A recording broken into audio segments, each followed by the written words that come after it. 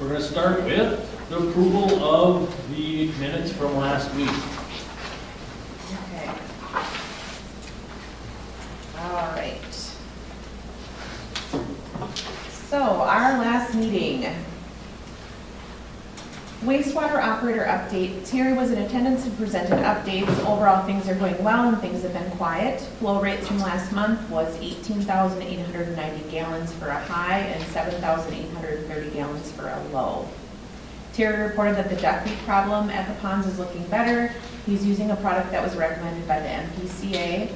Weeds have also been treated by Rasmussen, so it is looking good at the ponds.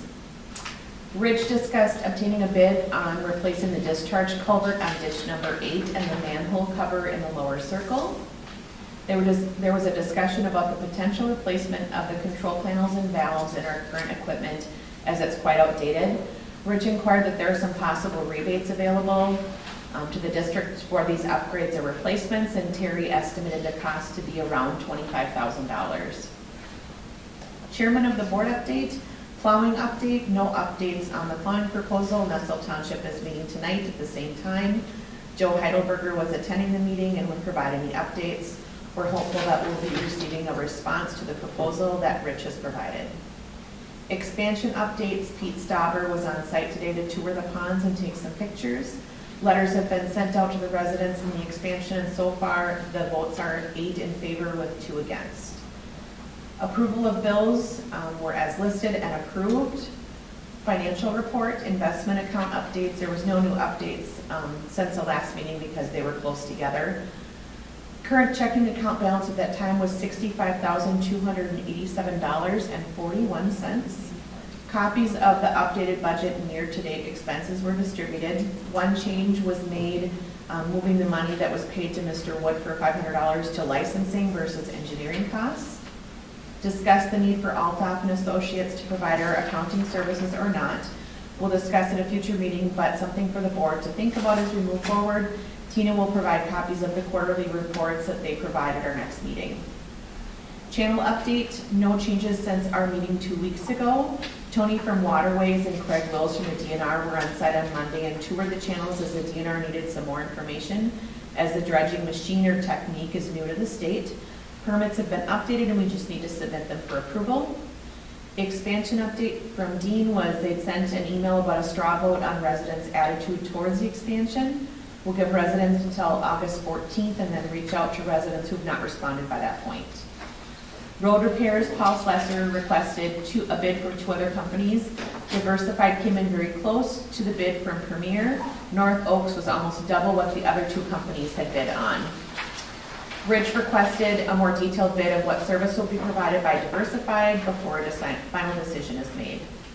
Nestle Township plowing, this is addressed by Rich in the chairman update. Website update, no new updates. Residents are using the website to provide feedback on the expansion as well as ideas for the Shorewood sign. The Shorewood sign, we will table this for a future meeting. We're receiving feedback from residents on how they'd like to handle the situation. Mowing, we'll add this to our agenda for the budget meeting to address at that time. Rich thanked the residents in the neighborhood who cleaned up the trees and brush that were down in the parks and got it cleaned up so quickly. Thank you. We love seeing our neighborhood being so well cared for. National Night Out, Sue reported that we had a great turnout, around 40 residents. It's great to see everyone enjoying the weather and meeting new faces. Chisago County had 2 deputies attend and pass out some items for the kids, which was also a great addition to the evening. We'll work on plans for next year in the spring. One item suggested for next year was to provide name tags. New business, the budget meeting is scheduled for August 22nd to discuss the 2024 budget. Paul will discuss some of the bylaws that require us to post the approved budget in a local paper, date that it should be completed, etc. There was much discussion about the fact that our bylaws are extremely outdated and they've not been followed for the past 20 plus years, and how we can update these in the future to better reflect the current needs of our board and residents. Discussion was brought about making motions to make changes to current bylaws and possibly seeking legal counsel on what we're required to do as a special district. We'll discuss about this further at the August 22nd budget meeting and working meeting. Adjourn the meeting at 8:04 p.m. Any questions or changes? You know, I don't think we were supposed to call it a national night out due to the licensing and stuff. Licensing, yeah. Licensing, and what's funny about that is that when you go online, like on Canva, there are multiple national night out, non-licensed that you can use. So I think I can update that in there, but, yeah. I mean, didn't you reference that at a meeting? We did about talk that? about it. Yeah. Well, yeah, we got in trouble at one of my buildings Yeah. when we did it, and maybe it was because it was a business organization. But yeah, we had to change it, or we would have had to pay, like, fees to use their name. So I'll change that though. You know, so, and again, it might have been just because we were a business youth doing it versus just a neighborhood, I don't know. But yeah. I had a question on the expansion updates. Do we, so we're taking votes, and so far, for the minute, 8 are in favor, 2 are against. Is it just majority rule, or are we just trying to make sure we understand who's for and who's against, and we're just going to do the ones that are for, or what is the purpose of, or how will that be done? I guess I don't even know. I was just trying to get updated. Well, really the straw vote was really for us to refresh and understand out of the 20 plus homes over there, who is in favor of the expansion. Beginning the expansion 4, 5, 6 years ago, we really only heard from 4 to 5 people. And they were the same people that kept coming to the meetings. So we really wanted to get a good finger on who was really for it and who wasn't for it. So we just kind of did a straw vote so we know what we're working with as we move forward. So what we're going to do with that information now, I think Tim can kind of back me up on this because he was part of the board at that time. During that whole process, before it went idle, as they went through financing and kept on going after financing, we always said that we would go through the process of taking another official vote, which means that's when we have to get legal involved, and it's going to tie into the new facility plan that has to be developed by HR Green. So basically, the original facility plan was basically to get bids and to go after funding. We always knew that plan would have to be amended or changed depending, right? It was really, the whole purpose was to get the funding. Now that they have the funding, we almost have to go through the same process again of rewriting the facility plan, because one of the main things that we dropped out of it after we did research and got a hold of the MPCA and so on and so forth, the additional pond wasn't needed to take on those 20 homes. Right. And that saves a lot of money. Mm-hmm. Not only does it save money for the expansion, it saved the burden of the rest of Shorewood Park, but it had to put money together, and we would have to get funding for that pond also. So that was just tagged on to it. So So now, if there's 20 people and there's a majority that want to do it, now, will all 20 be forced then to? well, we've got a pretty good number now, and I'll let Dean update that, but the numbers are really showing favorable. I think there's only, out of the 23 homes, there's 23 lots. We're gonna call it lots, not homes, because some people were in one lot. It's very, very favorable to move on with it. There's only, right now, there's less than 4 no's. Michelle, just to clarify, back when the project first started, we had a meeting with all the people that live in that expansion area, and they voted majority rules to start the work to get that expansion going. So we did have a majority vote then, but as Rich just said, we want to bring that, we want to double check and make sure. Yep, no, I totally understand. It's just that if we have majority rule and we're moving forward, will all 23 lots then be forced, even though they may want? Because maybe it's 4 of them that still say no, will all 23 be forced to hook onto our sewers? Well, they're not, and the thing is they're not forced to hook on. It's just to bring the infrastructure down by. Okay, Now, that's something that the expansion group can talk about. I mean, if there's only a few of them that don't want to join on, maybe they'll come to the conclusion they'll suck up the paper and they're not going to hook on. right, I mean, that's a conversation for that group, and we'll help direct that. So, okay. I was just wondering. Yep, so Do I understand that we need another pond to bring those people in? no, we do not. We don't need another pond to bring No, those people in? we have the room for the expansion of the 23 homes. Based on the removal of Peterson and all the trailers that were hooked up and the flow rates, we we can absorb those 23 lots without expanding and putting another pond. Thank you. Yep. I guess what I'm doing is I'm looking for a motion to accept the minutes. I'll make the motion. Yeah, second. Okay, all in favor? Aye. Okay, the minutes are approved from last week.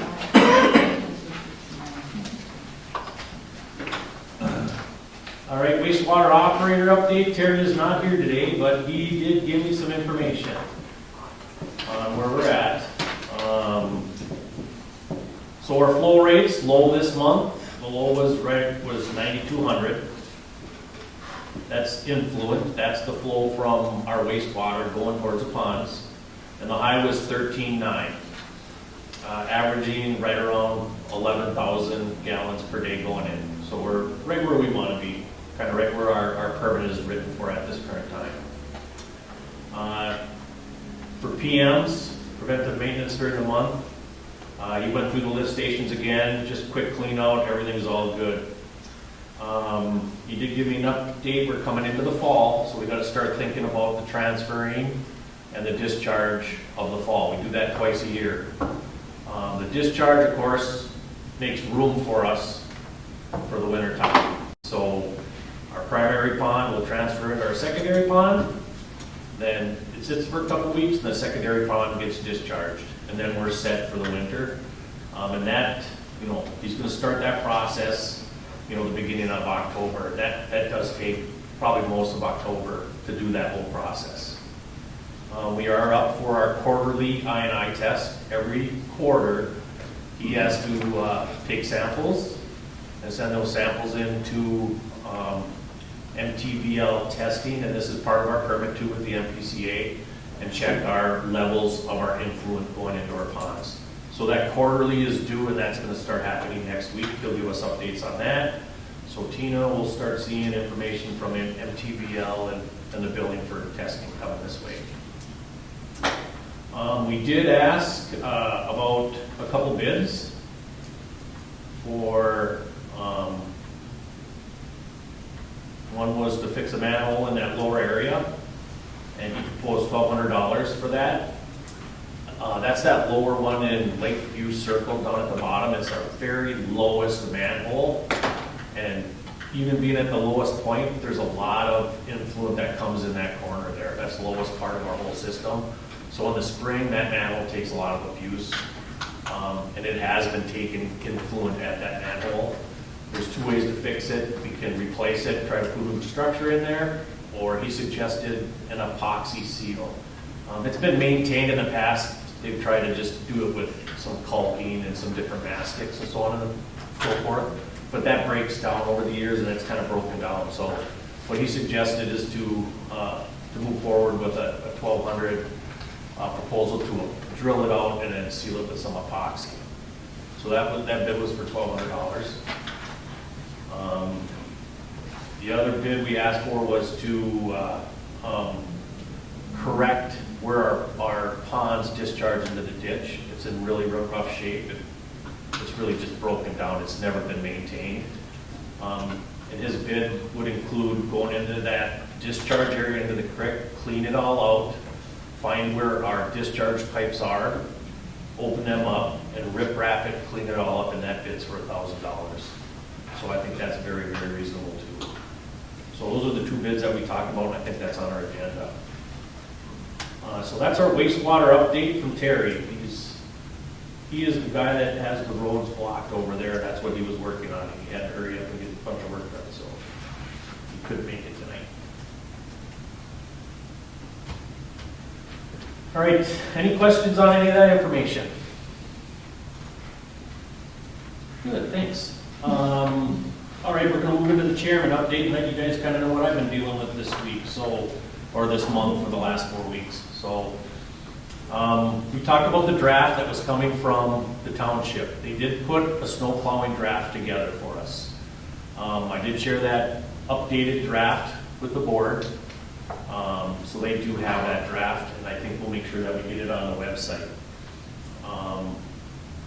There were some changes that we had to make, some verbiages that came across from their original draft. They kind of left out a particular spur right around the Shorewood Circle. They had a verbiage in there that they could eliminate the agreement, at any time with only a 30-day notice. We didn't really like that verbiage. That means that they could, in the middle of the snow plowing season, which is in our 5 months, they could drop us at any particular time. And we requested them to take that out, which he did, and then they also corrected the draft by including that last piece that they had left out originally. One of the board members, Brandon Bell, did meet with me. He wanted to see Shorewood Park, and just so he could really put his eyes on it. I mean, he's been in the park, but there has really been no discussion. He's really dealt with, the road crew and his subcontractor, basically. He just wanted to know exactly what some of the issues may be or have been in the future. So we did a tour of the park. He appreciated me taking him around, so he's got a good idea of some of the things that we have in here. So we have the updated draft. Basically, the agreement is basically they're gonna continue to do our plowing. We will use the royalties that we still have from Midco. It's really not a solid number. It's right around $3,000 to $4,000 depending on what's going on with the royalties. But we have to cover, once those royalties are used up, we have to cover the shortfall. So, they will be billing us per hour depending on the piece of equipment they use to plow at that time.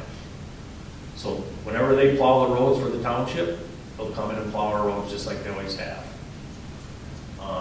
And then they'll charge us by the hour based on the piece of equipment. So we'll just want to pay attention during the snow days, what's going on, try to keep a good gauge as, with our agreement to make sure, that they're doing what they said they're going to do. Go ahead. It's pretty competitive, their hourly rates with, other local, plumbing companies. Yeah, Just we curious.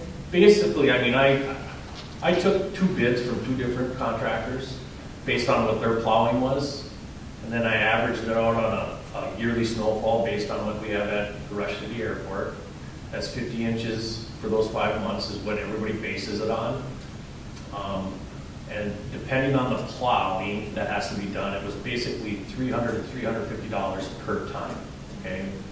So the piece of equipment that they use to plow mostly here, based on their rate on their equipment, is right around $122. So if they're in here, for 2 hours at 122 hours, so it's really comparable, all right?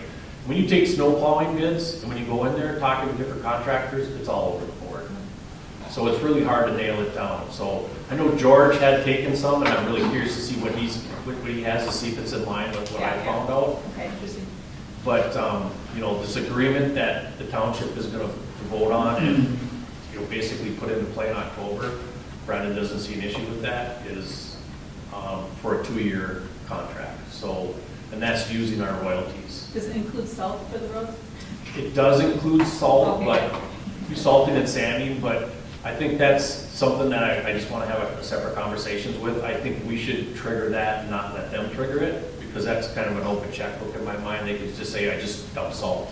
Good point. Yeah. So, I think if we monitor as a community and somebody says, we need salt, there's only 2 people that can communicate with the plowing, and that'll be the chairman and the clerk. So, any complaints about snow plowing in the future, either has to come to me in an email or Tina, and then we make a phone call, or, a submission, on our website is probably the best way, and then we can hopefully address it as soon as possible. I do respond to submissions pretty fast when they come across my computer, because it's on every day, sitting right next to me, so I try to get that behind me so it doesn't get all piled up, but that's kind of the track. I think both of you to drive the roads too, so you can see yourselves too when it's really starting to build up, so. Right, so the other thing is, we are gonna set up a meeting with their road committee and the subcontractor, and we'll talk about expectations, so we can get some sort of control of how long they're gonna be in here, and set some expectations, and possibly, set up some markers for them. One thing that they didn't think they could do is push the snow into the park. They've been told a lot of different things over the years. They've been approached a lot of different ways, so we're really starting at ground zero. It's a new agreement, and I think it's just a matter of a new start with them. So I do believe that we've all seen that agreement. We'll share it with everybody, we'll make sure it gets on the board so everybody knows kind of what's going on. George, you had I've got something? a little profile that laid out from a guy that does plowing his whole life. Okay. He does it professionally and has many, many miles of county roads and stuff like that that he does. Okay. And I had to do a drive and take a look at everything very closely and ask him what his process would be to do that. And I said, can you give me some numbers? But he's not interested in doing our roads. Okay. I was using that strictly as a professional approach to see what the contractors look like. And that's kind of the basis as he approaches it. Okay. And I'll take a look at this, George, and then I'll try to give you some information too on what I did find about snow plowing. But if he's not interested in doing our roads, is the bid any good? It's not really a bid, I think it's just for informational. Oh, reference. It's a reference point, it's a marker, I think, is what he's doing. He does his plowing, and the cost that he applies to it, and it's pretty steady and consistent. It's a big thing that like he does, he requests a trip for anybody he doesn't know. Yep. Which might happen to be new in his area. Okay. And otherwise, the steady customers he's had for 20 and 30 years, he knows their trip. And he just goes about and does it. Hey, table in the corner there, can you keep it down just a little bit? So please? George, this number 1.A, that's just per what he does, not hourly? Not hourly. That's a trip through the whole 2 miles. Okay. And he said, the first number he gave me, he said, well, you know, and he looked, we drove the whole thing, so we could see it. And he says, $250 per trip. And that's up to 6 inches of snow. Well, it says 250 to 350 up to 6 inches, and that's basically what the marker point was for the other plowers too. Well, he says 350 would be absolutely within the range that you might find it. And what's the minimum that he would come in at? You set the trip. Less than 2 inches? You set the trip. You want 2 inches, 3 inches, whatever you want, you set the trip. And when he comes in, that's what it costs you. $250. Does it have to be a set, or can it fluctuate? Like, No, it gotta be. So what do you say? You can't say, you know, okay, there's only, every time it snows, come in. Well, you can't, because they're an inch or 3 inches, or you can't fluctuate. Because if you do, you're gonna have to charge differently. yeah. You just have to have I plow every guidelines. winter. Well, it's based on every time he So what do comes you in. charge? When you ask, when I you did set it the for free, trip. because I had to get out. The only thing is if we have somebody other than the township do it, they're 99.5% not giving us those royalties. Yeah, we'll probably Unless lose, we all yeah. go to the meeting and they. Oh. If you're not what now? If we, Mitchell gives royalties to the township sends them to us, we send it back. So it's about 3,500 maybe a season that would come right off the bill. The plowing. The phone. But the township phone. right. But if we No go other to someone outside of the business. township, they won't get it. So this, we just revisit, Yeah. if they say, hey, we're not plowing that anymore, then we revisit the whole. Yeah. thing. Right. Then they just buy me a truck and I'll. Right, exactly. So I think it just makes the most sense, based on the information that we did and the agreement we set up, it makes most sense to stick with the township. Let's see how this agreement goes for 2 years. And if it changes after 2 years, at least we got a baseline and we're starting to build up a budget, because that's the number one thing. We have to build up a budget to cover any kind of snow plowing. Based on what happened last year, that was a budget buster for anybody. So we're gonna have to have a nest egg for plowing in the future. Well, I broke it down a little bit just to understand what the cost of the plowing is. Yep. And, you know, at $3.50 a plow, or $350 a plow, that comes out to like 25, 30 times a year that they could come in. Yeah, and if you, For a $3,500 budget. based on the same numbers, run for the 5 months, you know, based on the snow plowing and the average snow plow, the amount of money was roughly $8,500 per year to plow, if it's an average snow plow. That's what it That's comes out without to. salt and sand, because they don't. How many times do you figure they come in? I mean, I don't know, I'm not here. All year round. Sure. Thanks for rubbing it in, George. Not over 20, not 25 to 30 times that. They're not that out. Oh, No. Well, You're gonna, basically in a month, I broke it down just on the snow, the 50 inches, right? And you have 5 months of snow.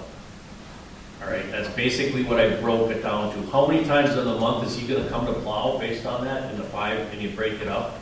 It's like 3 or 4 times a month. One month, they might only come twice, but the next month, they're probably gonna well, come. last December, they must have been in there 17 Right, times. so all you can do is go on averages. I worked the number 3 or 4 different times, and the budget came up to about $8,500 a year every time. Okay? So right now, we're sitting on the snowplow agreement. We're probably gonna accept it with the township, and we'll run the 2-year process at this point in time. No, I only brought this just for your information, so. No, and it's That's right in line with what This guy everybody else does. he doesn't want anything to do with it because he's too far away. Yep. Well, I appreciate you taking that time, George. We need that, this information we need to work with. I really do appreciate it.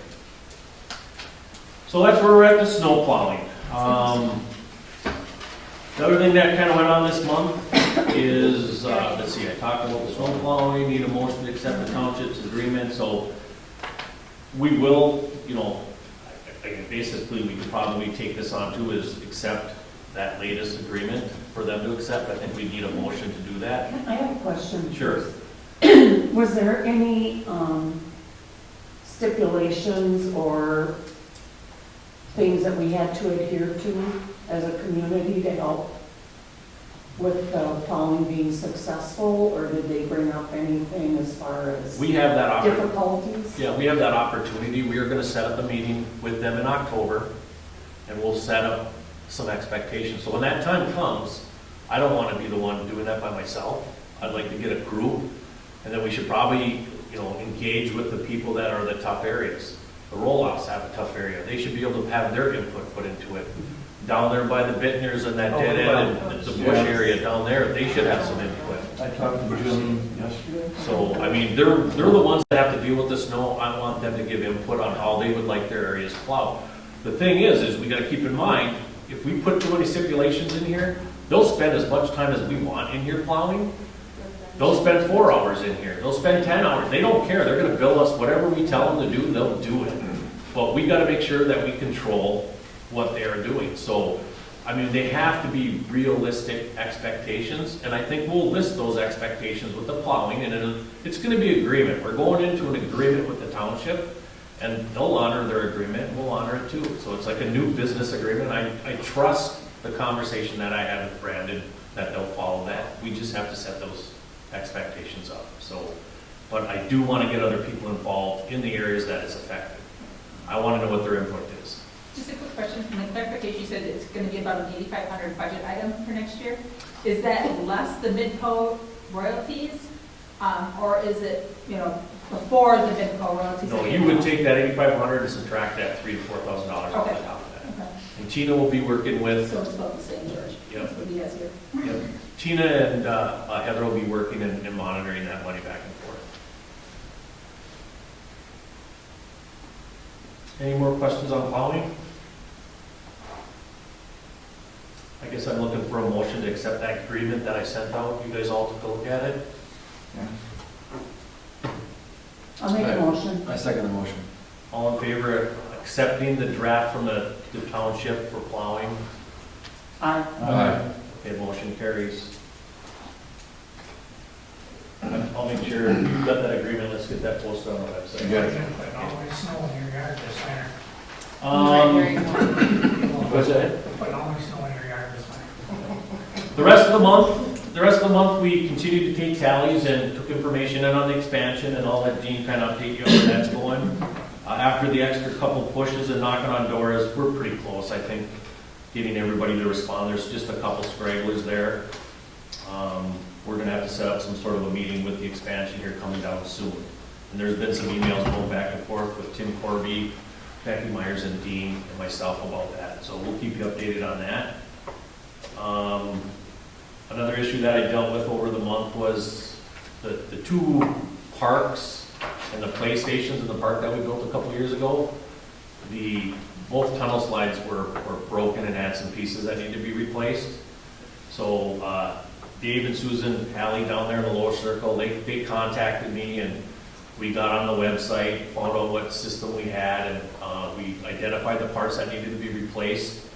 And I went ahead and bought those pieces because they were dangerous with the kids coming down. There was bolts sticking out, so they needed to be maintained. It was $50 worth of parts. We put the parts on. Dave, myself, and Joe Heidelberger over Labor Day weekend, we went through and repaired all those parts. So with those parts there, we should probably keep them maintained as long as possible. If something gets broken, we should probably keep them maintained. Thank you for doing that. Yep, so we took care of that. And we'll probably pull that money out of the park budget, right?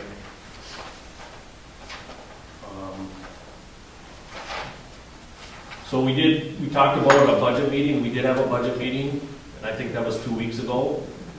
We talked about a lot about, where the budgets are. We kind of set a rough budget, put that together. I think that's on the agenda yet to talk about. We'll see that for the next part of the agenda. Tina was contacted by an individual from the League of Minnesota Cities. She passed that information on to me, Joe Rath, and it has to do with our insurance on the park, our liabilities. We have a meeting set up. I think it's the 23rd of September, myself and Terry and anybody else on the board that wants to join us for that. We're going to do a survey of all of our equipment for the sanitary district. I asked how often they've done this, because as long as I've been around, I've never seen this done before, but he said every 7 to 10 years they come in and check our system and see how it's maintained, and that's basically how they'll set or adjust our insurances, basically. So it's a survey to see where our working sanitary system is, and we'll provide updates to see where they come. So that was Joe Rath from the League of Minnesota Cities. So that's set up for the 23rd. A lot of submissions came in, like asked about the scenario on the sign. I answered all those. It was basically a vote, yes, no, whatever. Don't like it. Basically, there were no yeses. They don't want to. The neighborhood doesn't want to accept a proposal from Denny Wood to lease the sign. Basically, is what came down to it. So, with that being said, I think we just don't accept that proposal. If Denny wants to come up with another proposal, we're open to hear something else. But nobody wants to lease the sign. So we'll let that sit at this point. Well, it should be null and void now anyway, shouldn't it, 45 days? Well, he put a timetable of 45 days on it, but, I just wanted to make sure, so we wanted to see what the neighborhood had to say. And if he wants to request those submissions, I'll copy every single one of them and send it off to him. Are you going to be responding to him, or would you like me to draft something? I can shoot him an email. Okay. I mean, I was the one that asked for it. He did produce something, so he did what we asked. I'll just respond by, based on the submissions, we don't accept the original proposal to lease the sign. And then we'll let him decide whatever he wants to do at that point. Can I ask a question? Sure. How many times are we gonna let them come up with a new proposal? I mean, he gave us one, people voted against it, so how many times are we gonna give? One more. What if he says he wants to give it to us? What? What if he says he just wants to give it to us? Okay. I don't know. We don't want it. I don't want to drag it on and on either. No. But, we should give him that offer to, if he wants to adjust it or what. I'm interested in any kind of, at this point, it shouldn't cost us anything, period. That's my point of view.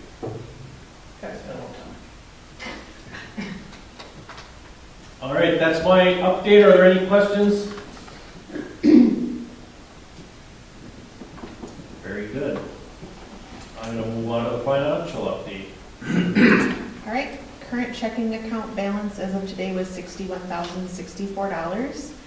I will update the budget and post it for our actual expenses to date once the items today are approved and add those to it.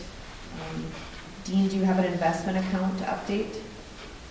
No, I do not. Okay. I haven't received a statement. Probably nothing has happened, but we probably should get one now at the end of the quarter, so Okay. probably for next month I'll have one. Okay. And we did, I had shared with Rich, we had gotten a letter from Altoff and Associates, or I got a letter from the IRS saying that our taxes hadn't been paid, and that we were short like $259. I can pull the statement. I did reach out to Altoff's to clarify that. She had missed paying taxes, our quarterly taxes. It has since been resolved, so that was, again, just another discussion point to add to if we need to continue using Altoff's as our accountant or not. What do we pay tax, is it property taxes you're talking about? No payroll taxes. So, just to kind of bring other people up to speed, one of the things that we discussed, is we pay $180 a month for services from Altoff and Associates. They've been our accountant. When we proposed the next year's budget, one of the items that we discussed was eliminating that and having myself do the payroll taxes.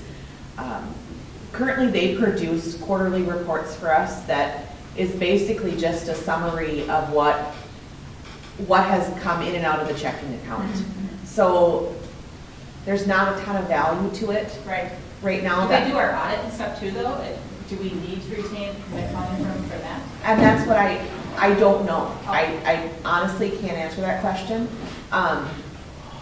So one thing that we've done differently that's never been done in the past is that we actually have a budget that's, since the, start of the district, there's never been a budget. So it's something new that we've done. We're in our second year of it. So each month I go through and I'm adding in our actual expenses, to date of anything that comes out of the checking account. So we can see firsthand, we have real numbers, which we've never had that before. Right. So as far as transparency, we're more transparent now than we ever have been. Right. And our checking account balance is the most stable that it's Ever been? Well, this is the most money that we've ever had in our checking account Nice job, you guys. consistently. Nice. So, I want to say that we've never had a balance below $30,000. So things are at least moving in the right direction. Definitely. I agree. With the investment fund, is there any sort of reserve level we're supposed to be at? That would be a question for you. I don't know if there's any specific number. Okay. And something too to discuss that we can talk about, I know that this is part of the budget. There was a suggestion made to look at, we have an investment account right now, but maybe look at budgeting a certain dollar amount each month that we put into a different kind of investment, that we increase the investments that we're making, just so that we have something to fall back on. Yes, we have that, but we do have some room in our budget to set aside, even if it's $200 a month, to put in some kind of a fund other than what we're currently invested in, going to a different, using a different investor and diversifying a little bit and trying to, grow some money for the district, I think would be something good that we need to look at. We've never done that before, and again, who knows what could happen. We could have a, major issue, and we've had to do that before where we've pulled money out of those funds, but I think for the future, it might be something that we should look at. And that's why I was wondering if there's some sort of minimum or maximum I don't think amount that that we need to have in reserves. in the bylaws, have you seen anything? No, like there's that? nothing in the Yeah, bylaws. so no, I mean, there's no, other than the bylaws, there's nothing that anyone is holding us required to, that I'm aware of. I think that was basically set up as the rainy day fund in in Yeah. case something catastrophic Yeah. would happen. We had something to draw from. Yeah. So there's a $270,000 value, and then there's a cash value that we could pull out of at any time. But I think that's something to look at in the future. with some other investments. Do that we have. contribute to the investment fund, whatever investment funds we have? I don't know enough about that, but do we But contribute right to it now, on an there's annual no- or monthly basis? They just pay us an interest on the money. Oh, that's it, so we're not even taking anything from our current, or anything and setting it And that's- aside for future improvements or repairs? and all That's what those? was proposed that we do, is, Yeah. and I think it's a good idea. I think that it would be something that we should look at, Yeah. you know, Yeah. a bond or something, so that we're investing for the future. Developing an nest egg in case we get a big catastrophic snow. Yep. That needs salt. That needs salt.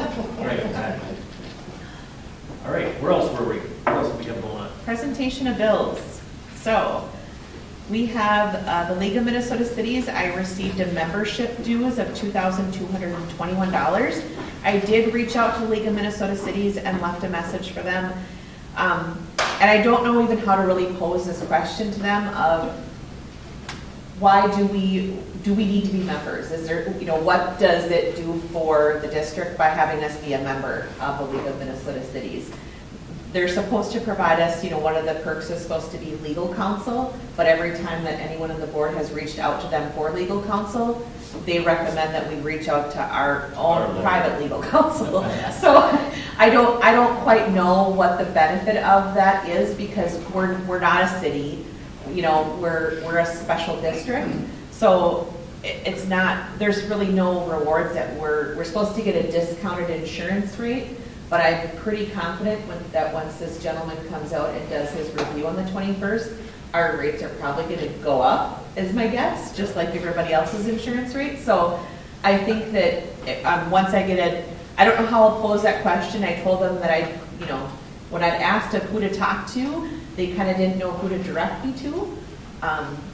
So I'll see if I get a response back or not. So I don't know if we want to hold off on approving that right away until maybe Is that a monthly amount or annual? to annual Okay. yearly, yep. Holy crap. Yeah. So going forward, this is paying for. This is paying for next year. So before we pay that, if we want to discuss and find out, get a little bit more information on what do we benefit from being a part of the League of Minnesota Cities? I mean, is there, I don't know. Well, I think we could table it for a month, based on your question towards the League of Minnesota Cities. I'll have that opportunity to ask this gentleman Yep. too when he comes on the 23rd to see what Yeah. I'll ask him some of the same questions. Yeah. And maybe between the both of our information, maybe we can kind of make a more of a decision. I think it really ties to our insurance. You know, are we getting a better cut rate running it through the League of Minnesota Cities Or not. or not? I think that's where it comes down to. Everything that I've heard in the past, it really ties to our liability insurance. Yeah. Are we going to check into a different company or before that hand, so we know? Well, I think that we need to wait and see See what they all come what up they with. decide, or, you know, what our new rate is gonna be, because right now, we don't know until he comes out and does a review of, you know, the entire, he wants to look at the ponds and the pumps and all of that, the lift stations. Yep. So once we get our new rate, is I think when we need to decide what, you know, what's the best choice that we, you know, for the district. Yep. What is your guys' opinion on tabling this one till next month? I make a motion that we table it until next month, we get some questions. All right, all in favor? Aye. Who seconded that? Sue, I Sue? second. Okay, thank you. So Rasmussen Services, our bill was $692.57. That's up considerably from the July statement because we actually got some rain this past month. And that was also for them treating weeds as well. We have a bill for USPS for our P.O. box rental of $82. That's up about $10 from last year, which again, everything's kind of going up. Reimbursement to Rich for the playset repair and materials that he mentioned in his chairman update. That was for $45.90. And then I would like to order another case of stamped envelopes, which is $369.20. The one thing that I did not list on here is East Central Energy. Again, that is something that automatically gets paid. We don't, it's debited from our account. And it was $60, $55.22, and $41.30. There's 3 different statements that we get because there's 3 different meters between the different pumps or pump houses that we have. So that's why there's 3 different bills. And then also included in this is a estimate, I'll just pass this around, from LJJ. I emailed this out to all the board members to repair the manhole on the lower end. And then the drain line from Second Pond to Rush Creek outlet price includes mini excavator, fabric, riprap, and labor for a total of $2,300. So that's not on here, but that's something that we need to consider if we're gonna do now or in the future. Pass those down.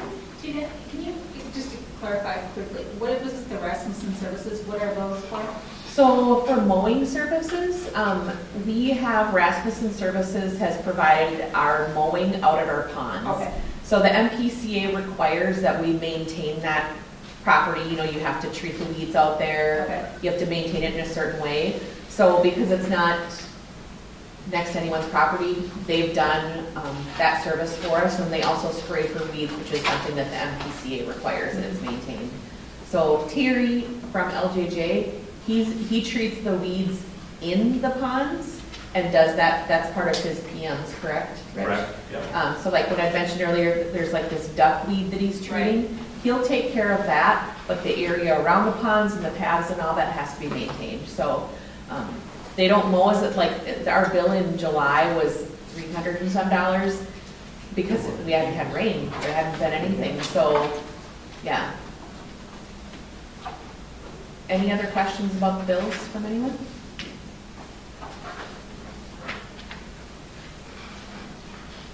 So I need a motion to approve. Motion to approve the The bills. League of Cities we aren't doing. Yep, that one is tabled, but the other bills. Thank you. Sue, did you make a motion to approve the bills? I make a motion to approve the bills. I second the motion. All in favor? Aye. All right. I'll hang on to this estimate, we'll talk about that in new business if we're gonna take on that PM this year or not. Thank you. Next on the agenda, plowing update. You did that. Plowing update, I provided that plowing update, and we have approved to accept the agreement amended as per our request from the township. And we will put that agreement on our website, and then, you know, we're waiting for their approval in October. They'll send over the information for us to sign and do all that agreement. I'll keep you updated on that. Okay. Expansion update. Expansion update, Dean, what do you have other than what we talked about? Not a whole lot. We've been trying to get as many people to respond as possible. And I'm not sure what the last numbers were, but I thought we had around 15 for and 4 against. That's about where we're at. Have we sent out to the people that are not responding, have we done a certified mail? I think, Dean, we hit them pretty hard this last couple of weeks. Hopefully we've gotten a couple of responses. Okay. And they were positive, the ones that I had heard. Right, the last ones that came in, they were all positive. I think beyond the next meeting, we get that group in there. And it's really odd because they're just random people amongst the whole run. So you might have 3 yeses, 1 no, 4 yeses, a no. So regardless, you know, the neighbors are talking about it, and I would imagine they all have one reason or not for yes, no, or whatever. But we just still want to get them more involved than what they were the last time around. Do That they was the have an biggest end complaint. date to reply? Well, we're starting to get pressure from the grant people. They really want an answer on what direction it's going to go. So right now, Corby's done as much as he can, that's engineering. He has a letter all ready for us to sign to say, yep, we're going to go. But if we start that go, we got to start drawing funds at that point in time. Then we're going to have to start doing work. We're going to have to keep a tally and start charging for the expansion. We'll have to get legal involved. That's going to start costing money. So once we say yes and we start going, a lot of money will start getting drawn out of there right off the get-go before we even get bids. So I just want to make sure that they understand that and they understand what they're really getting into. So now that they're favorable for it, we need to sit down and make sure, and I want them to get involved. I want them to set their budgets. I want them to understand what they're doing and how they're spending their money. We'll just direct traffic, we'll run it through us, but they're gonna make the decisions on how they're spending their money. Because ultimately, it's coming out of their pocketbook. And I don't think they had that flexibility the last time around. That's expansion. Road repairs. Paul, give us a report, you and George, on road repairs. What do you think? I think they're great. I think they're great. The guy came in, did what he said he was gonna do, did a little bit more in a few places. We'll look at doing the same thing again next year. I think we're in a pretty good position with the roads right now. As we go forward to next year, we can lay out some more of those long strips. On the north end, they did a beautiful job, and they did a lot of it. That was even beyond what we had anticipated. You're going all the way up around the corner and finishing that corner up. Yeah, consistency, I think, as we look at it over the last couple of years, the larger patches that we have done have really held up. The areas that need attention the most are the ones that, that haven't been. Well, the full width ones are definitely better than patches because they just fall apart all around. Right, the patches just come apart, so. But they're necessary in our particular case where we're at. Yeah. And I think by next year, if you just walk around the park and did a quick measurement in your own mind, put $3.50 a foot to all those areas, we're going to just about clean up everything up in front of your place there next year. Because that road is just about falling apart. Yeah. And we got to look forward to the lower Lakeshore Circle, because that area is it's in need. Well, the toughest part about that lower circle is the surface that's underneath it, and what's hammering it is the garbage trucks. Is a what? Is the garbage trucks. Is the weight of the garbage trucks. I guess I'm not, I have mixed emotions on the weight of anything coming through the park, because the whole thing has been like that forever. And the road's still there. Yeah. Well, no, we have to take care of it for sure, so. Thanks for doing that work, both you guys, I appreciate it. So I have to decide which sections that they're gonna do, like, How do we decide? or Premier, I'm not sure who decided, but yeah. Well, George and I ride around on the wheeler. Yeah, we picked some areas that, so basically, I would suggest people, as it comes into the next year, if they want to put a submission and say, I got a rough area in front of my road, please take a look at it. I think that's a great It'd way. probably be a good thing for the website or. Right, exactly. Because some Maybe- people mentioned to me, I went, I don't even know how. Right, so I would think that maybe that's just an alert we put out, it's coming up to road repairs. If you have any concerns, please share with us, and we'll have our road crew, Take into consideration. take that in consideration, and they'll, these two guys volunteered to do it last year. The last few years it was me and Tim, so, the more the merrier, get involved, let us know. I mean, it's our community, we want the roads to be in the best shape that we can have them in. And like I said, the more participation, the better. It's our neighborhood.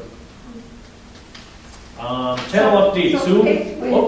One question on the road stuff. Yep. So, where one resident was able to get asphalt and put in front of his mailbox. Yeah. And so just wondering how that happened, how that was addressed. Is that something offered to all the residents, or was that approved by you guys to do, or? You mean how did that a happen? CJ Bertman?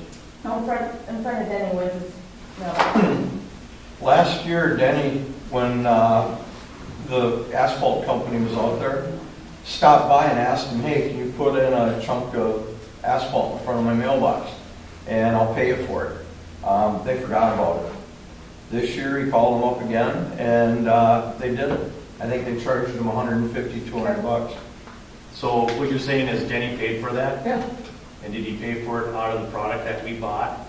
He had an agreement with the people from the asphalt company. So what you're saying is I should probably talk to, because listen, we bought a certain amount of product from them, Yeah. right? They brought that to our Mhm. neighborhood. He went over there and asked them to put the product that we all paid for in front of his yard, and then we paid for that product, and he paid them $150? He paid them for the asphalt service that they provided. Okay, so, that that was, That would be just the same as if you had anybody else would do it.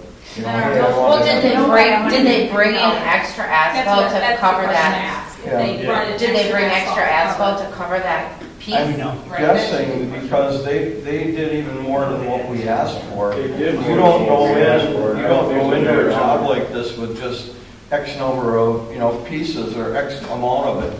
You come in with your spare factor, just like when you go do a construction project, you don't buy the exact amount of tile that you think you're gonna need. You pick up an extra 10% because something you might need a little bit more. You pick up a few more nails, you pick up a few more okay, 2x4s. I understand what you're saying, Yeah. but now if every one of us did that, Yeah.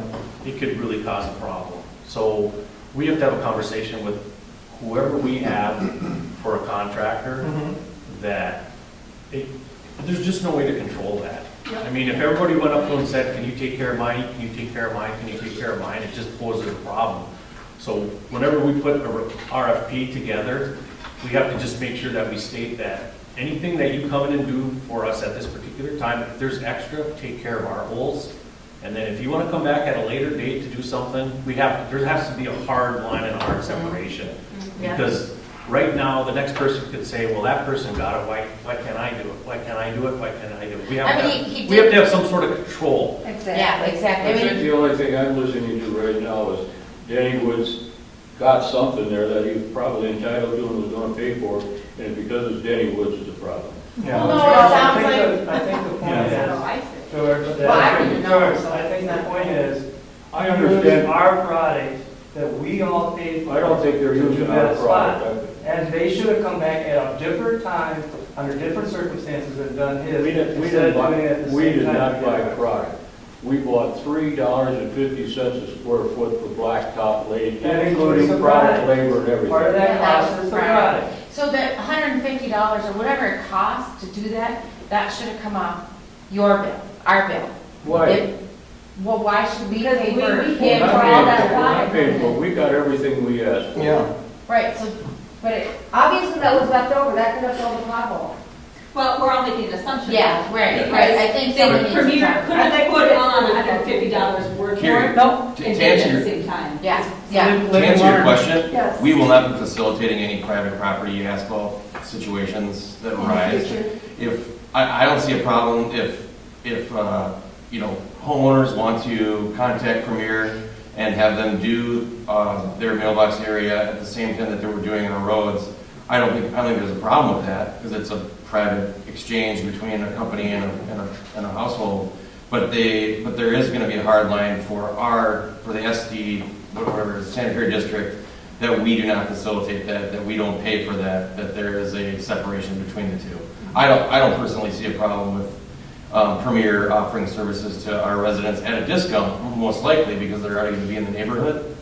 And Premier actually extended that courtesy to us too, because they said, well, hey, we'll give you, we'll be able to get in there because we're going to be down in Rush City doing their roads, and we'll get you guys in. So they kind of extended us that umbrella as well. So I don't see a problem with that, but we as a board will not facilitate any private exchange.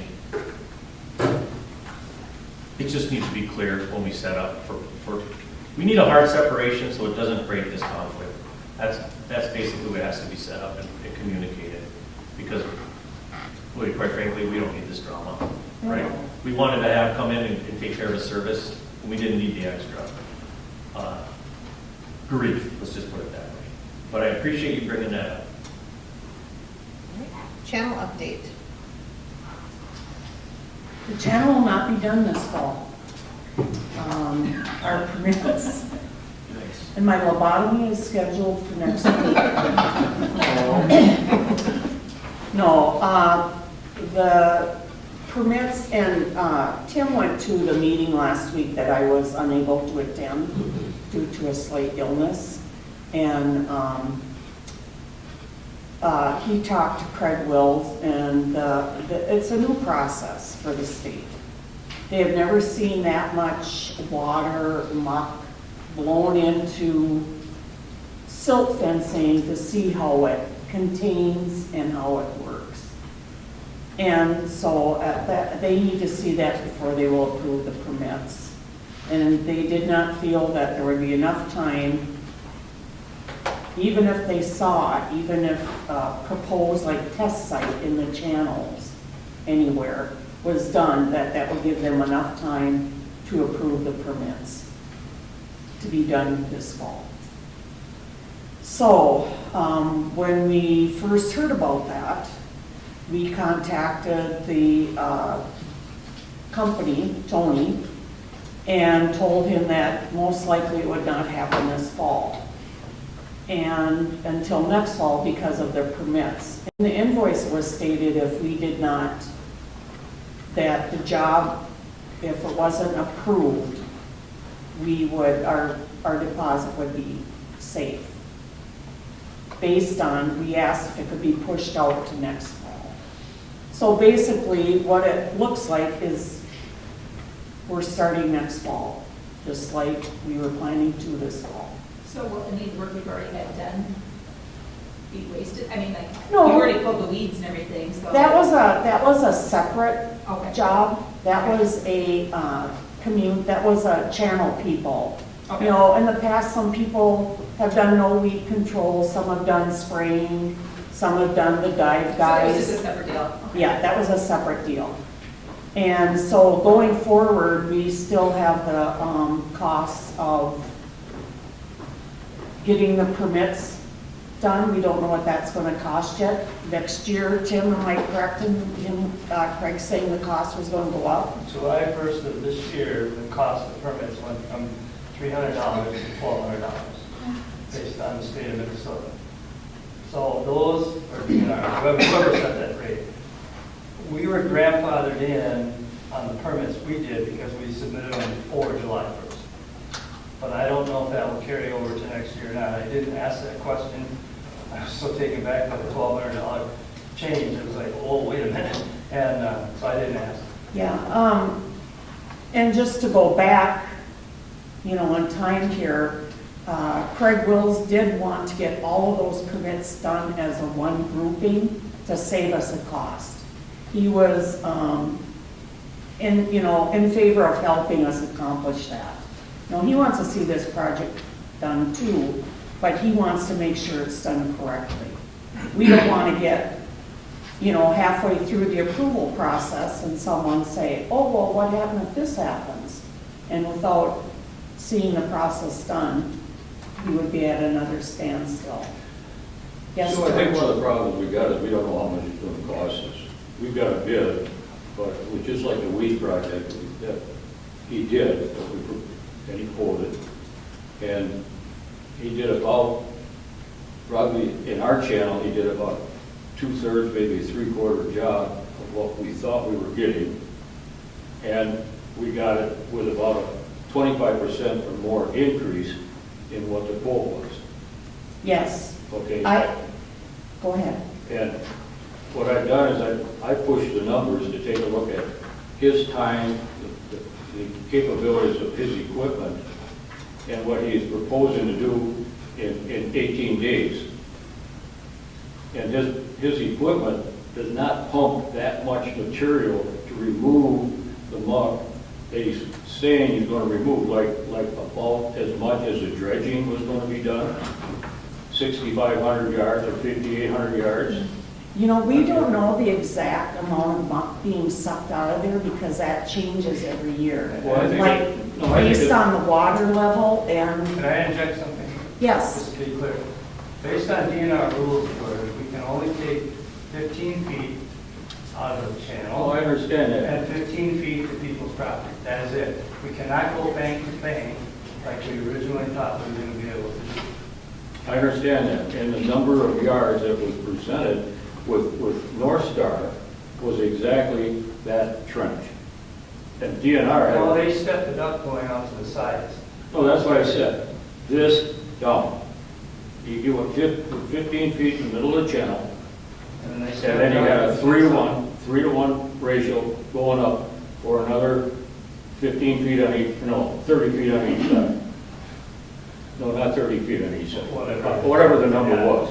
Okay, but that came out to 5,800 yards, 5,900 yards by North Star.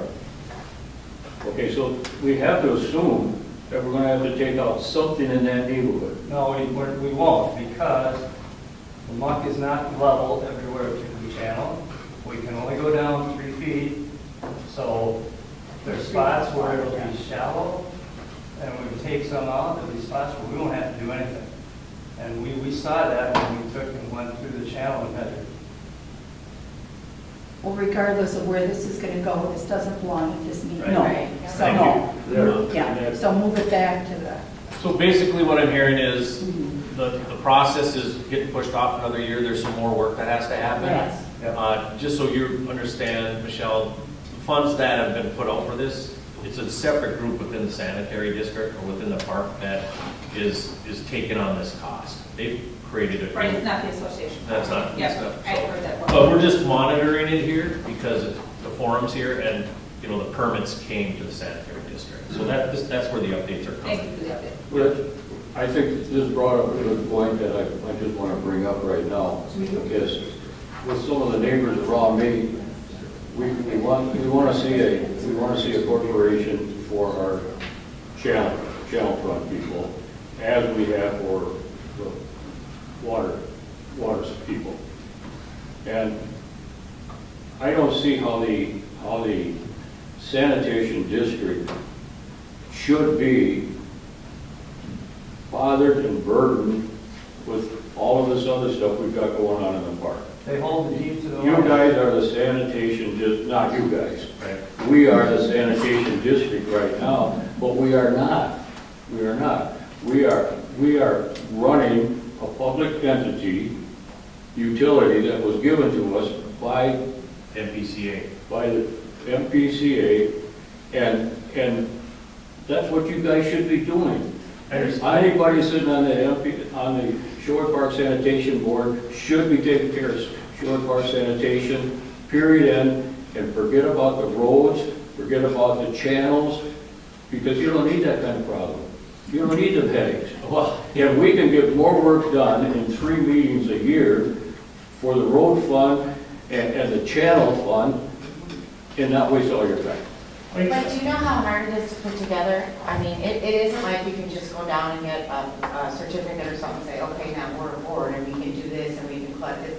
It takes a long time to get an organization, and that's why they chose to go this route, because the organization is already put together. I got 2 sets of bylaws coming in the next 10 days. Okay. One is for, I put a name on the Shorewood Park Gel Cats. And the other is the Road Warriors, okay? Well, just to identify the difference for now. What do you do all day? He's retired. No, Hearing what he's doing. You know, where I'm coming from is. to bring up your point, George, you know, we've had these discussions here, and where is that line? And what do we have to follow on the sanitary? Because there's some hard rules that we do have to follow for our utility. For the And there's, sanitation district. right, and then there's some looser bylaws or laws that we can follow for our park. It was, and you know what, I know there used to be an association, and what happened to it? Yeah. What happened to the original Shorewood Park Association? Not the sanitary district. There used to be. Well, the association, we never had They a, used to have, like, they called it a beauty committee, where Yeah. people would actually go around and that's and fine. say, get rid of your shit. Go Yeah, yeah. The clean up problem, your yard. And so it was basically like a homeowners association, and that dissolved, and then what had happened is the sanitary district absorbed all those responsibilities because there wasn't a working entity. And we can see that it does cause some conflict. that's why we want to establish a corporation for each one of these. We got the water district already. Go ahead. What is the cost of all that? Well, I've got, With the state I've got permits, 2 sets of filings? I've got 2 sets of bylaws coming to me. I mean, besides the bylaws, what going What's to the the cost of an state? LLC? Pardon? What's the cost, not an LLC, but yeah, a limited liability It's free, corporation. isn't it? What's the cost of it? It's not that No, much it's not money. free. No. No, but it's not very expensive. It's not a big hit. And then if you got simple bylaws that you can work with, you don't have to struggle with once-a-month meeting and all that kind of stuff. We're gonna take care of that business at that little meeting, and you're gonna have people come to it, because you're gonna notify them a month in advance. We're gonna have a system to notify them, hey, we're gonna have the meeting on the channels. George, you're on it, you're in charge. I'm starting. Who's we, by the way? Yeah. Anybody who's on the channel? All right, I think I gotta reel this meeting back into line here, and it's something that we've talked about, and believe me, we would embrace something like that, but, you know, it takes an army, right? So, if we start handing over some responsibilities from the sanitary district, I'm all for it. But we'll pay attention, we'll stay tuned, I support you 100%, we'll see where it goes. Good. We're gonna move on to the mowing update. Because I think we need it. Yep. I do not have one. Okay, mowing update, I think that just sits kind of idle, we're gonna decide one way or the other if we're gonna, we'll take surveys on additional mowing other than what Okay. we do at the ponds. Because that's one of the questions I had about tying into the budget is I think that before we discuss the budget any further, we need to sit down as a board again and come together, and if we can schedule a meeting for that. Okay. Because, you know, we have the rough numbers, but nothing was approved as far as plowing. Now that we'll have that, to plug those numbers in with wages, with board member wages, and also with the mowing, that's gonna have a big impact on our budget before we approve it. Okay. Hey, I got a question about the mowing. Yes. Can't we, like, in the park, right? Yep, that's what You say we was need proposed. to hire it out? It's been proposed that we would hire it out. So we need to get feedback from residents on how they feel about that. Well, I was just wondering, can't we just put a sign, say mow at your own risk, so that people are afraid we're gonna get sued or something? So it And hasn't, ask it for hasn't, volunteers? that hasn't been the issue. So it hasn't been a concern of somebody getting hurt. It's been that people are not consistently taking care of their areas to mow has been more of the issue. And And the reason that's the case is because the residents of the community don't own the parks. So some residents in our community don't feel it's incumbent upon them to mow, quote unquote, their section. I always see So- people mowing, I see Rick, I see, Man, it's mowing all the time. I see everybody, I see. You might go get a new mower. And the numbers that I put together, it's roughly $5 a mow. Let's put it that way. So roughly $10 a month per resident to have the lawns cared for. I think you guys are in a big sticker shock. So I think it's gonna cost about $5,000 per year season. Well, we've And I'd rather had, spend $5,000 towards our roads, times that by 5, that's 25 grand. Yeah. I respect your feelings on that. We've received our quote. So that quote is what it would be for at least the minimum of a year. So I think, to answer your question, Margie, and I appreciate your submission too, I did see that. We're still in conversations about it. There has not been any hard decision on it. And my stance is that we would bring it to the community and let everybody give their input on it, quite frankly. Just like I'd like to approach anything else. It's not for us to make that decision. I think that's a community discussion. And the best way to do that is through our website and, have an But not open everybody forum. goes on that. I think Yeah, you guys people are on need, the website. we used to get minutes with the sewer bill. Yep, When Sandy, or Wendy used to do it. yep.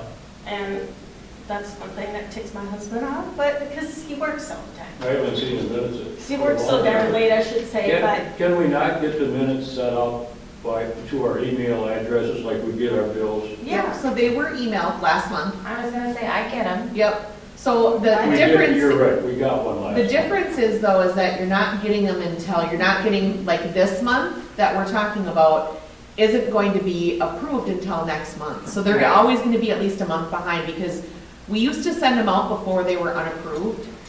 And that was an issue because if there's any changes to it and they haven't been approved, we were sending those out and we're putting ourselves at risk for putting something out there. And so that's why they're only posted until they're approved at the next meeting. So you're always going to be about a month behind. Well, understand I don't know any other way to. But then you approach it. can listen to, on the website, you can listen to the broadcast of the meeting almost within, what is it, Matt? Couple 2 days. days? Yeah. It's listed on there, so you can go on there and you can listen to it. You hear some of it. Well, then they're posted at the pump house Yep. too. That's another place for it. I have a suggestion. I really like how you guys are really trying to engage the whole community more. Yeah. I agree with the comments and everything. Everyone has valid, comments. One idea to consider is for those things that we seriously want community input on, because not everyone does email, not everyone goes on the website, that's all true. With the bills, for the things that we want community input on, so it wouldn't be every bill, maybe it'd be 2 or 3 within a year. Just insert an extra piece of paper, you know what I mean, with where you want feedback. And if you need them to go to the website, well, then you give directions on how to do that. Or if they need to mail back the form. But at least then everyone will have seen the issue that you guys, you put the background on the issue, and then what is your feedback? You're asking the residents to give their feedback on the issue. Just a suggestion we consider. So I created a newsletter. It was sent out. That's something that we have to approve tonight. The goal was to get it out with the September 1st bills, but we're past that. So it would go in the October 1st bills. But one of the things that we're doing is doing a quarterly newsletter. So I just need to get approval from the board on what I had sent them as the proposed newsletter. But that is something, so it'll talk about roads, each one. It'll talk about the expansion. So it'll kind of highlight some of those things. But That yes. gives you the feedback timely enough, using a quarterly newsletter though, that's the thing. Yeah, well, and at least for now, again, it's something that we've never done before. Some residents only want their bills emailed to them, some want them mailed. It would help cut down on postage if we had more people getting their bills by email. But that's, I get it, a lot of people still want a paper bill too. They want to be able to see it, so it's just the preference of the resident.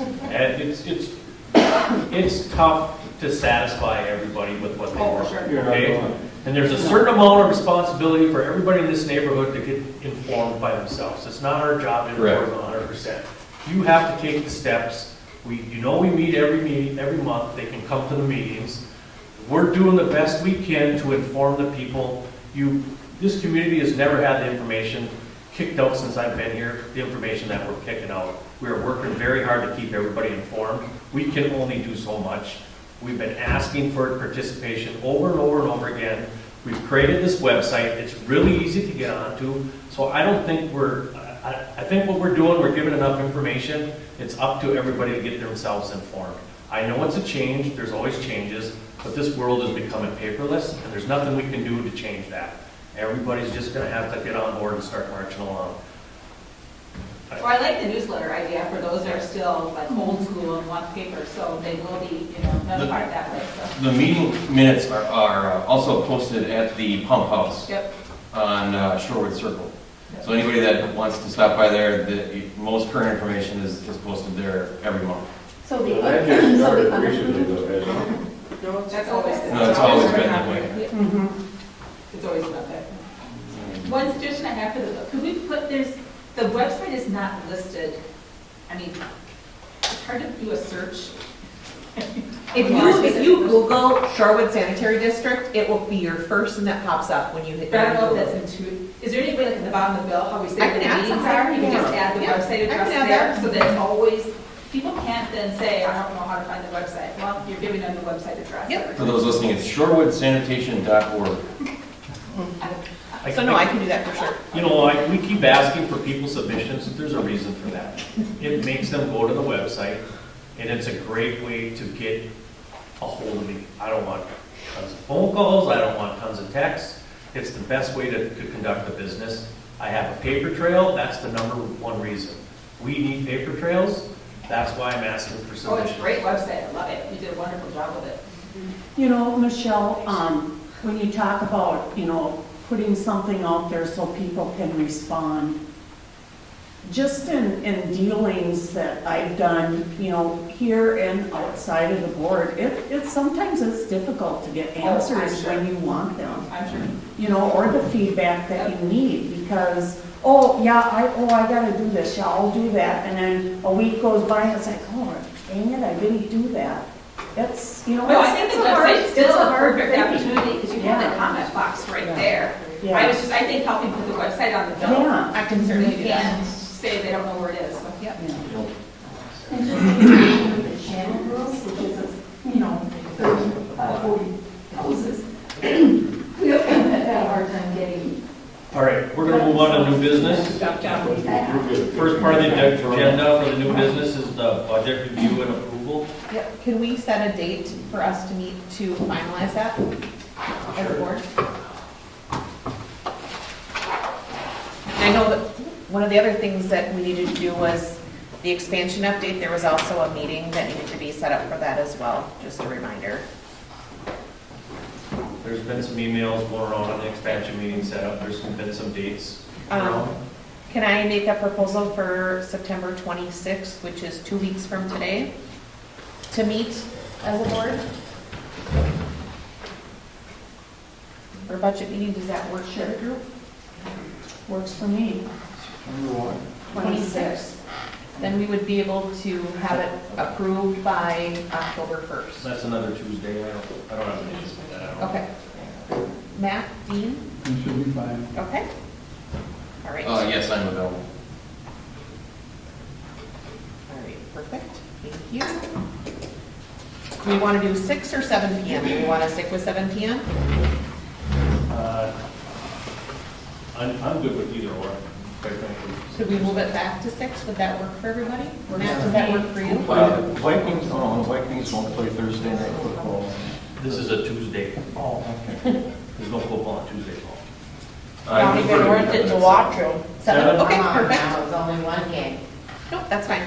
All right, thank you. Next item, expansion meeting, setting a date and time, same thing. Dean, you'd wanted to do a Saturday, correct?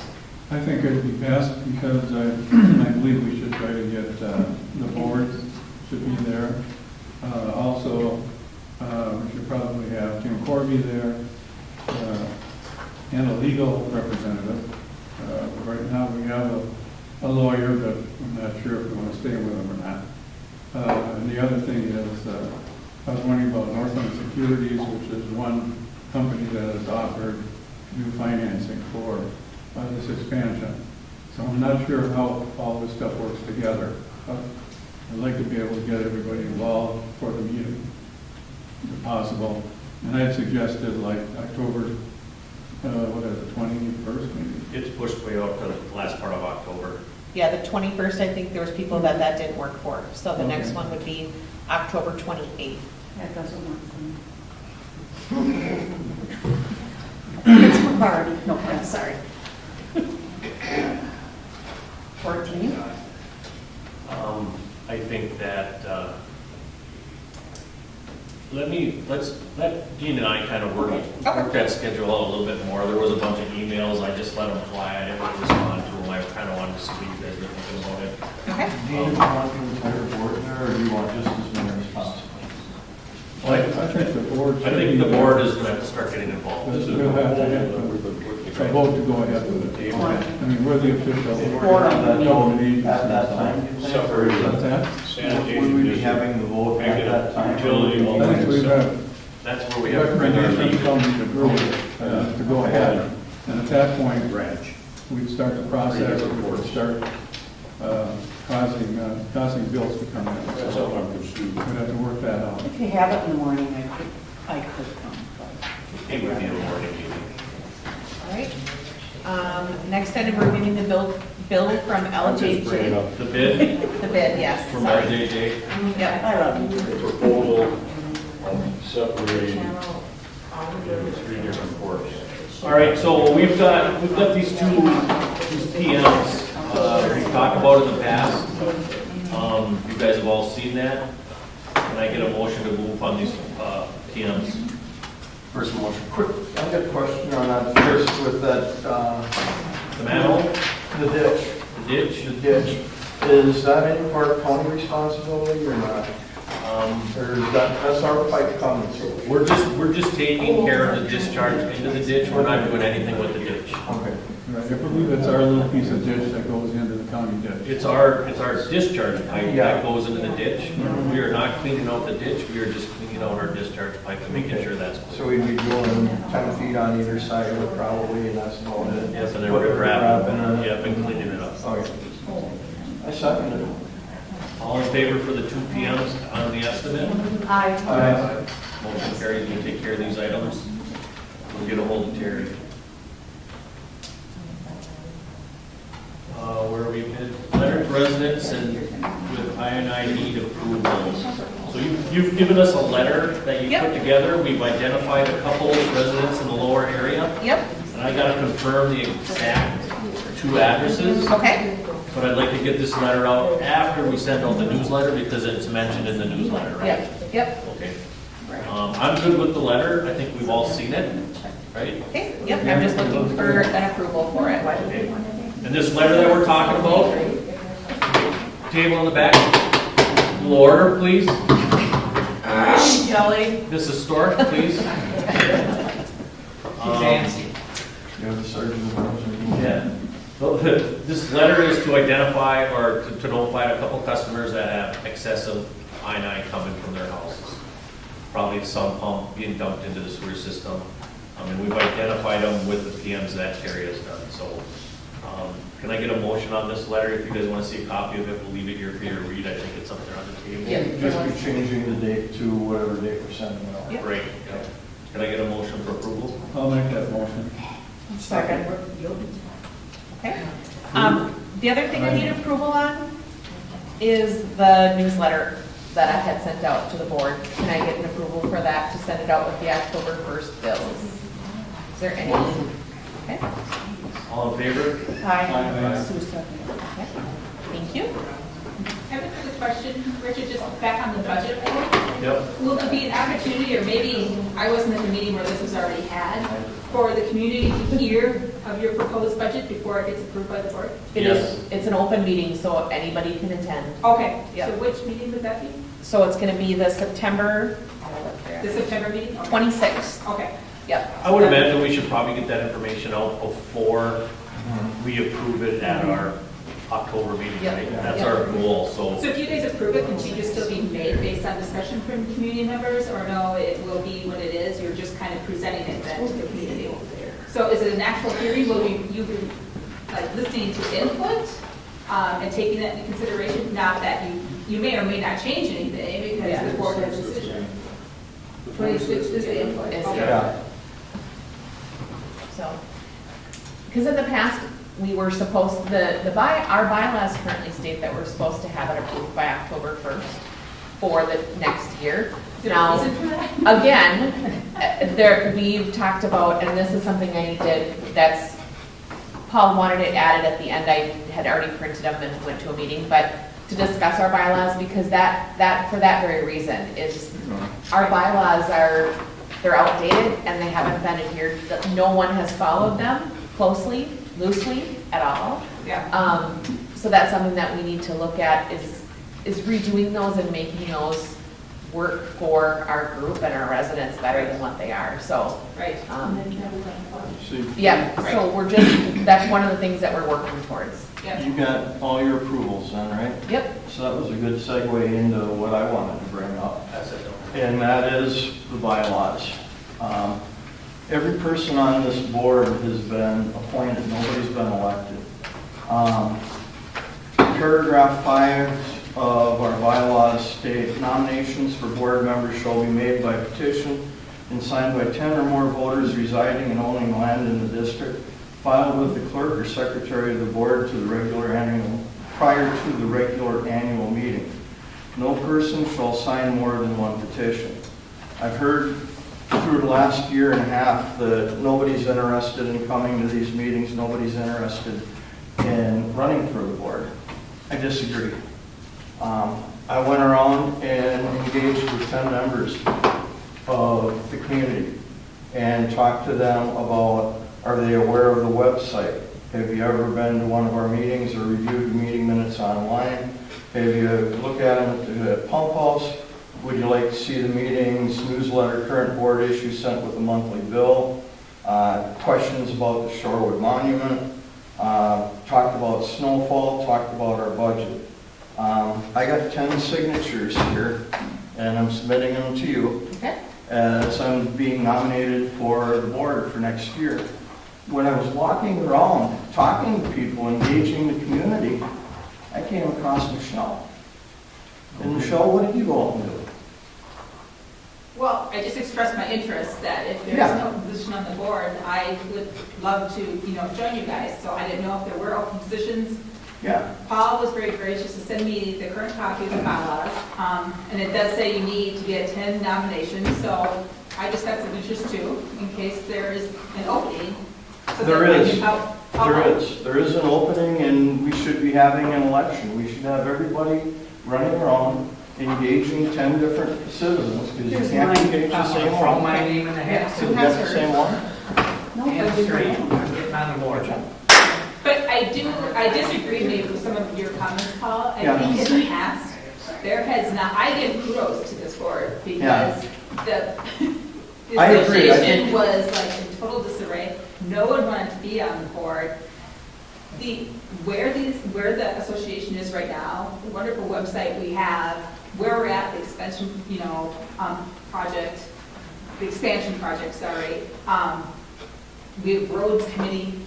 This is, not saying they did a bad job in the past, but the same people have been doing it, and their term was up, and no one was looking to fill their shoes. Mhm. So these guys did, and they had, like Tina was saying too, they've never had a budget before. The few meetings that I had Yeah. attended, there were never numbers that were presented, so I think they've come a long way, but the few meetings that I had heard and residents that I had talked to was no one wanted to be on the board, so they were really hard pressed to, you know what I mean, to keep this going and do the job that needed to be done, so.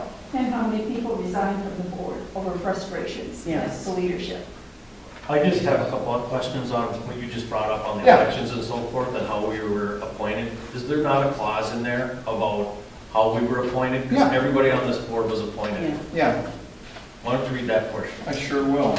Before that, everybody was appointed. They were. They never did. There's never, I don't, So I we mean, were I sitting guess, here and hammer on the bylaws, you got this guy over here trying to make new bylaws, so why are we even discussing these, Paul? Well, because Darn it. we should have an election. What's wrong with having an election? What's wrong with having? The election's in January, right? No, it'd be in September. December. The election of officers would be in January. At the January meeting, at the January general Exactly, membership. January. Yeah, how would we, before we start going about getting petitions and deciding, what positions what would we be putting up? Are you gonna put up the chairman, or are you gonna put up, the chairman comes up every January. okay, so let me ask you this next question. What is your position on the board? I am a board member. Okay, so, I thought you weren't on the board. Hmm? Didn't you just say you're? We were all appointed for the board. so basically, all of our positions are up for election in Yeah. January. Well, they I would shouldn't all expect be. It should be every other year. It should be- shouldn't No, be the whole well, board it's not- replaced every year. That's just ridiculous. Well, the bylaw. Thank you. Usually it was a 2. I'd just like to say They something. should be. Sure. I have read the bylaws also. It is very confusing. When you get to electing people, it's like the first person is 2 years, a second person 3 years, a third and fourth person 4 years. And that, This is why our bylaws need to be gone over. This is like Nikki, like my We don't 3-year-old even know where the granddaughter bylaws come reading. from. Pardon? Well, we don't even know where those bylaws come from. Well, my neighbor got one when they joined Shorewood.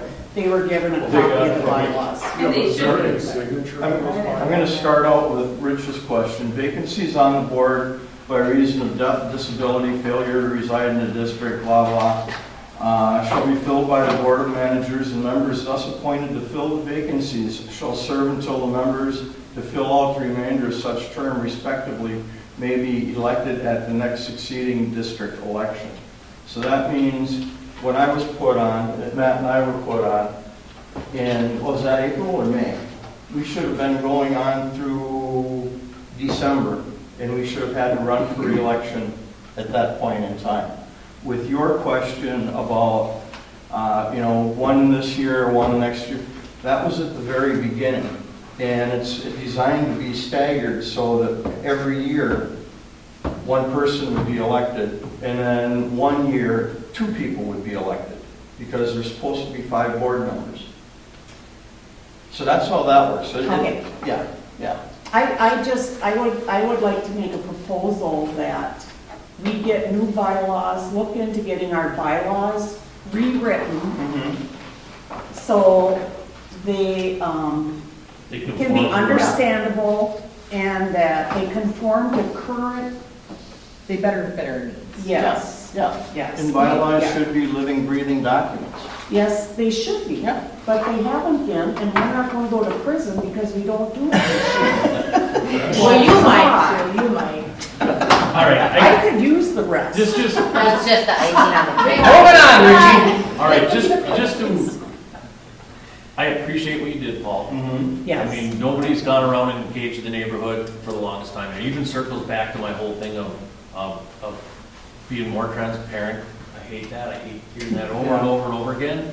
But community, getting the information out to the community, it was never, it was never there before. So we all are pretty sure that we need to get some new set of bylaws. I don't know what these bylaws are. I'll run by whatever bylaws are developed, and I'll help and I'll engage with that, but we still got to continue to do the work that we're doing, and we still got to inform these people. So I get what you're trying to do, but I think there's a different way to approach this, and I do believe, yes, we should give the opportunity. I would love to have different people on this board because it gets more people involved, and I'm not going to be doing this forever. I would like somebody to step into my spot too.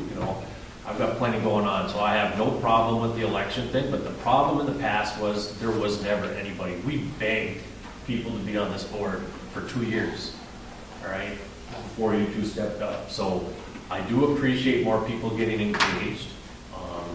And I do appreciate them, getting more involved. And we want more people to these meetings because that's what they're about. It's about our community. So how we go about that, I'm not 100% sure. George offered up some guy that could write some bylaws.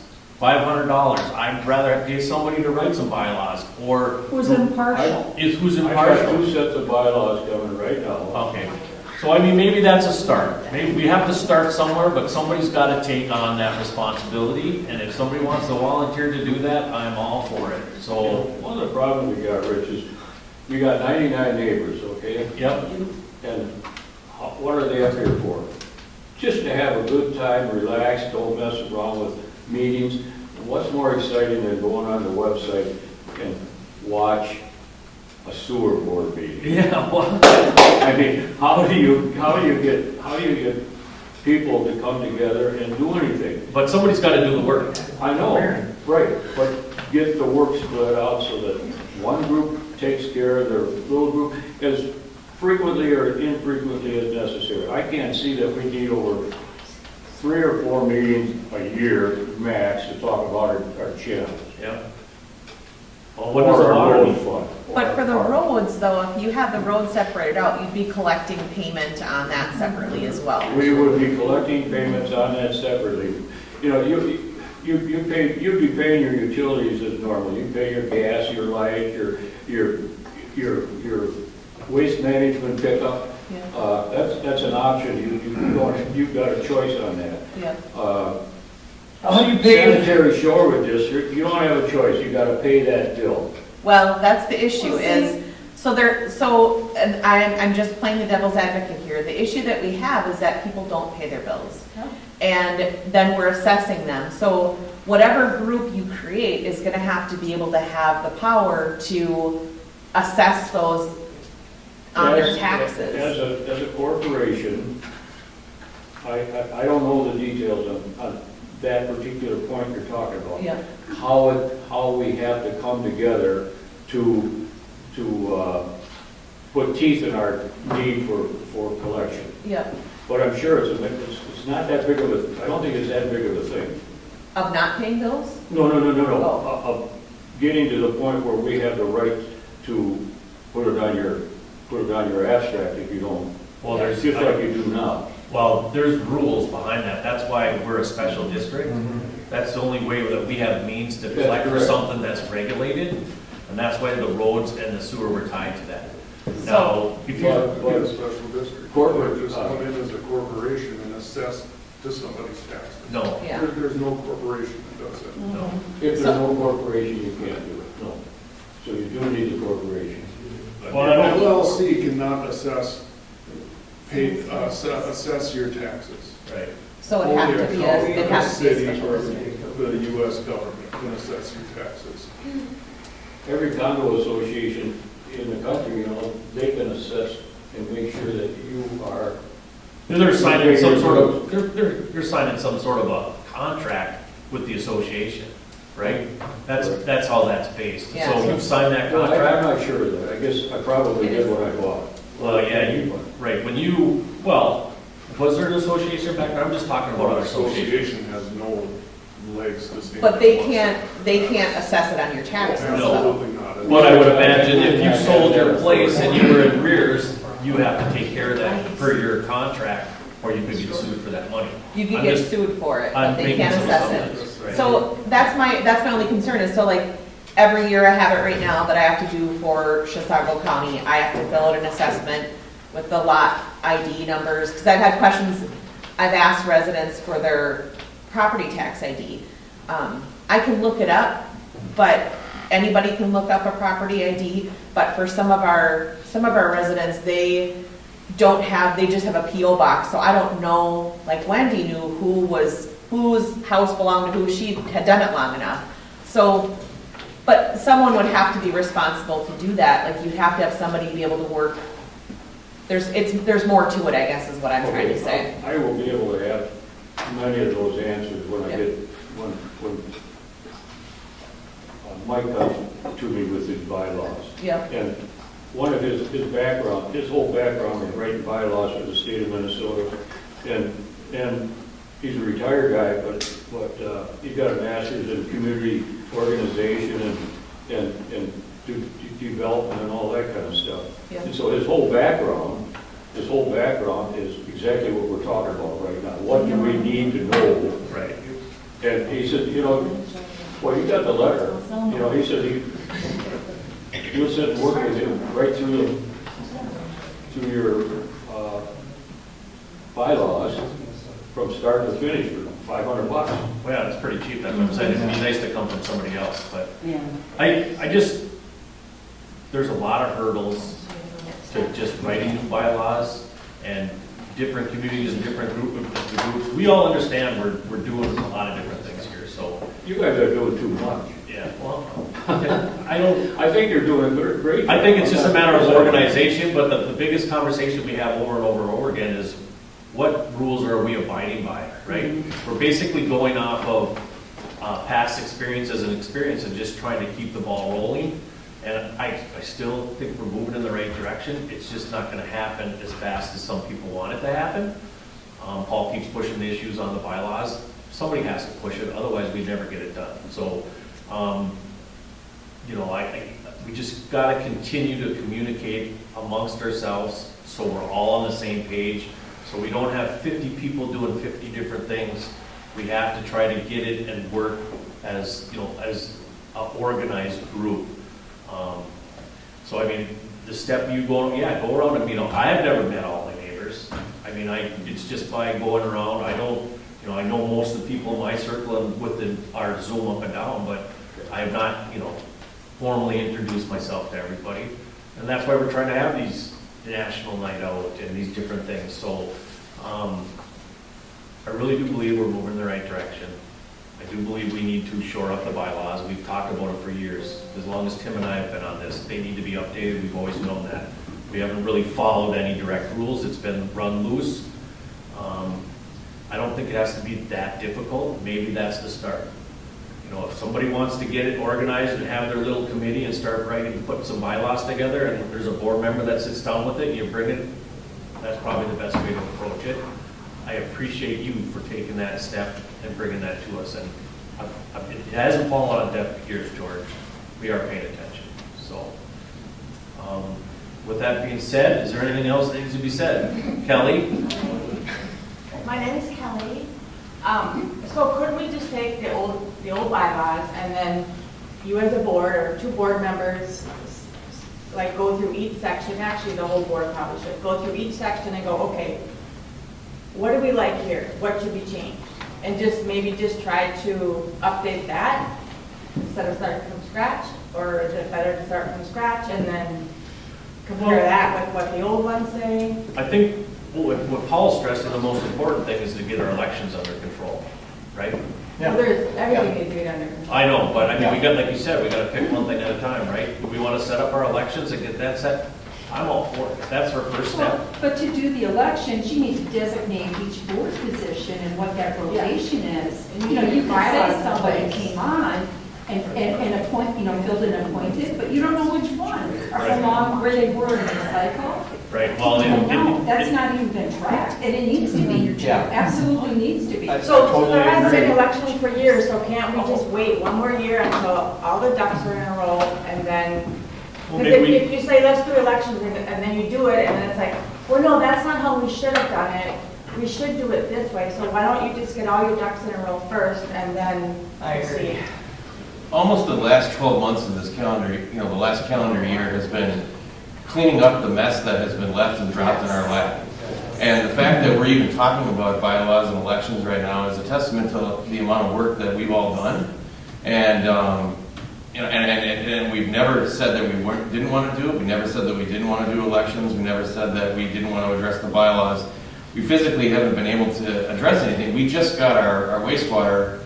The primary goal, as George said, is for us to address our wastewater. We just got that company on our payroll over the last few months. Rich had to learn this entire neighborhood system from scratch because the previous chairman just decided to just throw it in his lap and not help any of us with this. So this has been a from the ground up, learning situation for all of us, and I look forward to talking about the bylaws. I agree. I think they're cerebral and they're unnecessary, and a lot of them are, and some of it you can't even decipher what the bylaws even mean. So yeah, we definitely need to go through that, and so I look forward to doing that. I'd like to propose that we use an outside source that George has, maybe we can get information from you, George, about this person to help us go through that. Not us as a board doing it on our own, but use the guidance of someone whose expertise is that. It's not, it's not really somebody that can do it, that knows what they're doing. Yeah. Well, I think, one of the things that I noticed here that hasn't happened, and it never has happened, is that the different groups that I've been with that's got bylaws, when they have a budget meeting, budget thing coming up, everybody that's part of that group is notified that this meeting is going to be coming up, and here is the budget, and the proposed budget is sent to them based on this year's and next year's proposal, and they all have it, so they have a chance to review it and bring it to the table when you're ready to finalize the numbers. This is the first time we've done budget. Well, let me just say that next time, That's the HOA you're talking about, I'm assuming, that's the HOA, but for this, if you want to learn about the budget, you come to the meeting to learn about it. An HOA is different than this, we're not an HOA. But they are doing that. September 26th, I think they're having a meeting where they're going through. Right, the budget. but they're not sending them out to every resident. No, you need to come to the meeting. Nobody's going to have any foresight when they come to the meeting to even talk about other than. Well, for the township, they don't do that, they don't send anything to you, you have to go to the meeting if you want to know about it. Where's that at? The National Township, And I've been president of different organizations doing annual budgets, and it was a working board meeting budget that people knew was going to happen. but One of the nothing was things- sent out ahead. One of the things that Paul had brought up in the bylaws last meeting was that we had to post our approved budget in the paper, like it had to be posted. And my thing to that was I said, but why? I said, that's one of the examples of our bylaws that it doesn't, for us to spend money to post it in the paper, it doesn't apply to, you know, I can see posting it to our residents, sending it out to our residents, that kind of thing being, you know, communicating it that way. But that's one of the examples of, you know, we're not the township. It's, I think the reason that probably is in there is because you're a public utility. Correct. And so, You could post when the meeting's gonna be, but you don't post all the details. the bylaw, according to Paul, the bylaw said that we had to post our budget also. No, it's just That our- a hearing notifying when the meeting's gonna take place. Yeah. That's what the Right, bylaws that's say. all it's for. You're not posting the budget or anything else. Yeah. You're posting the date that this is what we're discussing in the meeting. Yeah.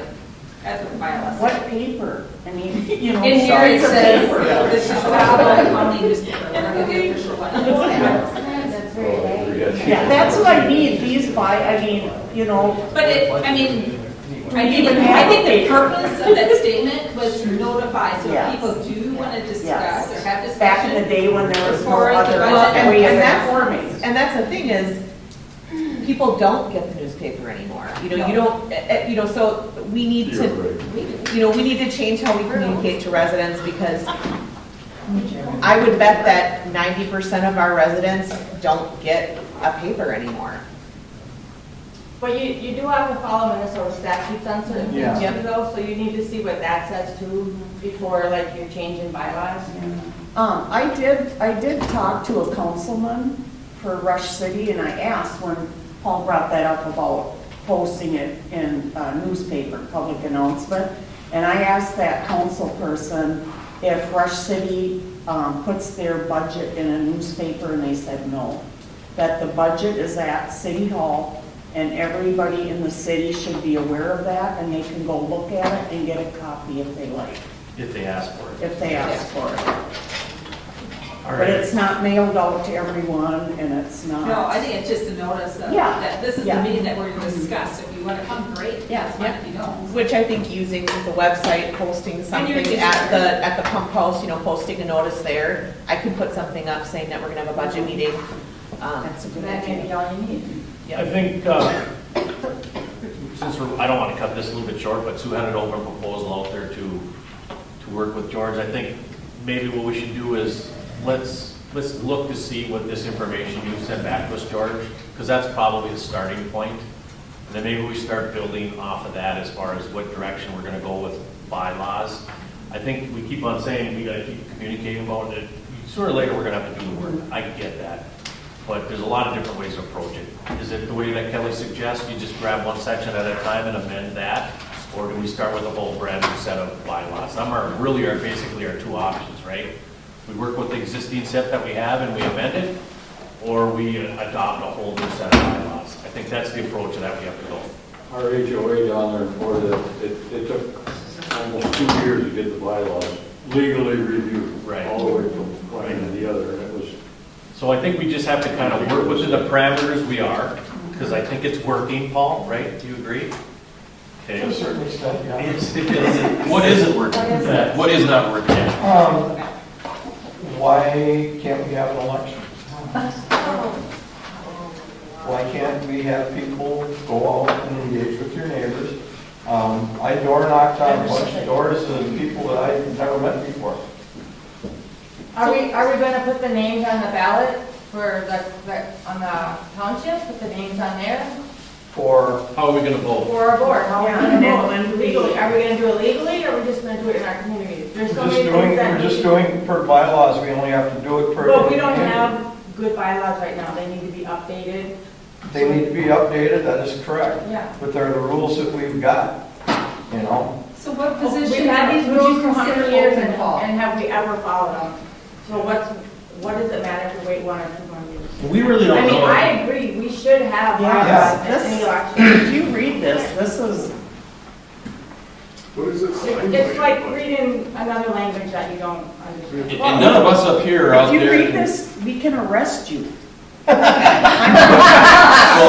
and this is the whole thing. None of us could really George, give anybody an I'll show you. answer whether Come we're here. a public facility or a private neighborly, like corporation, like whatever you want to call it. Like, none of us really know if we're public or if we're private. So we really need to contact a lawyer and we need to nail this down on what are we? I don't think any of us really know what we Well, I are. think So- we're a public entity because we are a special district, and I think that considers us as a public entity. 10 days ago, I was at a funeral in which I met Lauren Jennings there. Oh, And I had a discussion, I was just talking with him a little bit, and I hadn't seen him for a while, we small talk back and forth for a few minutes. I said, Lauren, I said, I'd like to get together and talk about the Shore Park sanitary district. He says, that's great. He says, that's one of my proudest things that I managed to accomplish early on. And he says, I'd like to get together. And we traded telephone numbers.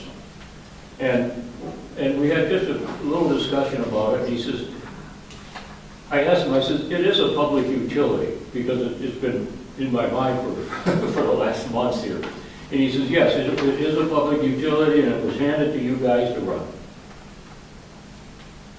And back 25 years ago, or however long it was, things were a lot looser than they are today. And he says, that's exactly what it was. And he says, I'm proud of it. And regardless of how you folks, we got it from Jenny, as he says, it's one of the better run, it's been one of the better run waste management facilities in the state. And there's a lot of facilities. And over the years, now he didn't even comment on that, but he did say it was one of the better run ones. And I've been checking back through some of the stuff online. I found numerous times we were listed in the top 10 performing wastewater districts. And we started out with $60,000 in cash to run our business, and $50 a month. How many years ago? And it's still $50 a month, and we got money in the bank. So, unfortunately, Lori and I are not going to have a meeting. sad. There's Well, Very nice What gentleman. what board positions do you see being open for election this year? Per the bylaws, we would be electing 5 members, 5 board members, Why 5? because we haven't had an election in 5 years. So basically, And we would be. Is that what it states in the Yeah. bylaws? If you haven't And had they an election also in 5 state years? that, one person is elected for 1 year, a couple are elected for 2, 3, and then 4, so that way you get to rotate 1 or 2 members every year. If So does Yeah. it state in the bylaws, because there hasn't been an election for 5 years? It doesn't state that because there Okay. hasn't been an election. So no Well, I one thought we didn't like into our the bylaws. Our So bylaws you're are no making good. your own rules. Let's not do the carriage before One the at a horse. time. Let's read the bylaws and then go. You got the floor. So if, historically, there has been an election every year, yes, but it's been designated positions. So it makes sense that, yeah, if that's what you strongly felt needed to happen, yeah, pick whichever 1 or 2 positions would be up this year, go for it. So what do we got? We secretary, treasurer, chairman? well, we don't really have labels You're not yet. going to do the whole Yeah, board. and that would happen at the January general meeting. We'd be electing officers. And you should, if that was to happen, Yeah. like, you're gonna have a chair, you're gonna have a vice chair, you're gonna have a road committee, you're gonna have a budget manager, and maybe a website person. Treasurer. Media. Well, the treasurer, Tina is to the this, secretary no. treasurer already, she's the Yeah. secretary. The bylaws would have to be changed to have those. Yeah, Right, everything. I don't know, but it sounds to me like you guys got your hands full with a lot of stuff, and a lot of it is just trying to get this organized and get going. Why don't you table that election for a year or so and get the bylaws in place and it sounds like you guys have been together now a super long time, so get that up and going and get them comfortable. And I don't think you're gonna have a ton of people knocking on the door wanting to be on the board, and I think you guys are all going in the right place. Just move forward in a year's time, Well, next year do it. I look back You know- at Go ahead. some paperwork that I had from expansion start, back in 2018, and nobody up here was on the board. So 5 years ago, none of us existed on the board. Just to point that out. I will volunteer to be on a bylaw committee to help revise our bylaws if I have another board member. I mean, I have other people helping. I think you need a board member on the committee. I think that's a place to start. If you need a committee, I will volunteer to help revise. Paul, do you want to form a committee? I'll do it. With an outside source. Right, and which Guiding board us. member would like to, Sue, were you or Paul? Oh, I'm Paul not said sure. he would, right? Yeah.